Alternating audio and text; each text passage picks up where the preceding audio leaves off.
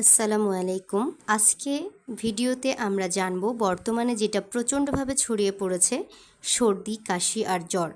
এই বিষয়ে কিছু গুরুত্বপূর্ণ পরামর্শ। প্রথমেই সর্দি, কাশি, জ্বর সাধারণত মৌসুমি পরিবর্তন, ভাইরাস বা খাবার খাওয়ার কারণে হয়ে থাকে। এর লক্ষণগুলো নাক দিয়ে পানি পড়া, হাঁচি, কাশি, গলা ব্যথা, শরীর ব্যথা এবং জ্বর। এই সমস্যাগুলো থাকলে লাইফস্টাইল কিছু টিপস আপনাদের সাথে শেয়ার করতে চাই। সেগুলো হলো প্রচুর নর্মাল পানি পান করুন, উষ্ণ গরম পানি পান করুন, গরম চা বা লেবু গরম পানি উপকারী এবং প্রচুর পরিমাণে ভিটামিন সি যুক্ত খাবার খান। ঠান্ডা পানি, আইসক্রিম ও ঝাল চর্বিযুক্ত খাবার এড়িয়ে চলুন। শরীর গরম রাখুন, বিশেষ করে শিশু ও বয়স্কদের জন্য সাবধানতা জরুরি। পর্যাপ্ত পরিমাণে ঘুম এবং বিশ্রাম নিন। কখন ডাক্তার দেখাবেন?